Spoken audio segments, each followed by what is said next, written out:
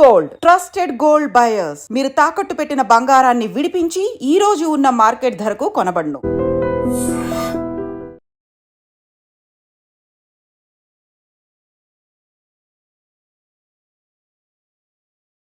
నిజామాబాద్ జిల్లాలో దారుణమైన ఘటన జరిగింది.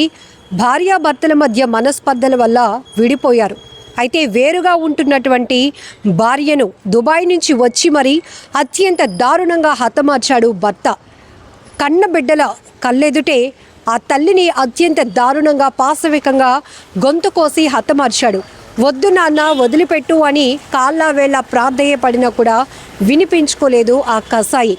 ఇంత దారుణాతి ఘటనకు సంబంధించిన పూర్తి డీటెయిల్స్లోనికి వెళ్దాం. నిజామాబాద్ జిల్లా ఆర్మూరు పట్టణంలో సోమవారం భార్యను అతి కిరాతకంగా హత్య చేశాడు వ్యక్తి.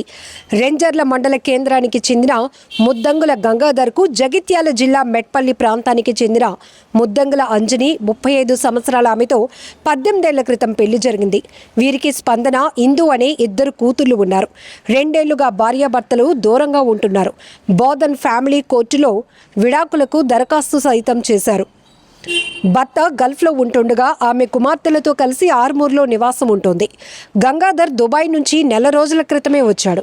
విడాకుల విషయమై ఆమెను సోమవారం బోధన్ కోర్టుకు రావాలని పిలిపించి నిజామాబాద్లో కలిశాడు. కోర్టుకు అవసరం లేదని చెప్పి ఆర్మూరుకు వచ్చింది.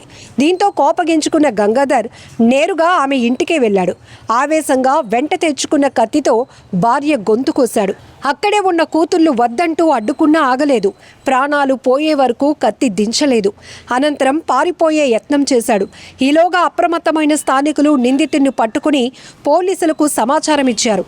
ఘటనా స్థలాన్ని Nizamabad police commissioner Sai Chaitanya, Armoor ACP Venkateswara Reddy, CI Satyanarayana పరిశీలించారు. కేసు నమోదు చేసి దర్యాప్తు చేస్తున్నామన్నారు. అటు తల్లిని కోల్పోయి ఇటు కిరాతక తండ్రి జైలు పాలై ఆ చిన్నారులు 2 అనాథలయ్యారు. మాకు దిక్కెవరు అంటూ వారు రోధించిన తీరు స్థానికులను కంటతడి పెట్టించింది. ఏది ఏమైనా ఈ మధ్యకాలంలో భార్యాభర్తల మధ్య బంధాలు హింసగా మారుతుండటం కలవరపెట్టే అంశమనే చెప్పాలి. నిజంగా ప్రస్తుతం ఉన్నటువంటి సమాజం దేనికి ప్రయారిటీ ఇస్తుంది? ఆర్థిక సంబంధాల చుట్టూ మాత్రమే తిరుగుతుంది. మళ్ళీ ఎన్నికలంగానే చాలా విరక్తి కలుగుతుంది. మంచి అనిపిస్తుంది కదా, లేడీస్ కూడా ఛాలెంజింగ్ జాబ్స్ చేసినప్పుడు చాలా బాగుంటది. ట్రాఫిక్ అసిస్టెంట్స్ గా నియమించిన ట్రాన్స్జెండర్స్ అందరితో సాల్యూట్ చేయించుకుంటున్నారు. ఫుడ్ డెలివరీ ఇవ్వటానికి వెళ్ళినటువంటి డెలివరీ బాయ్ అనిల్ పై కళ్ళ ముందు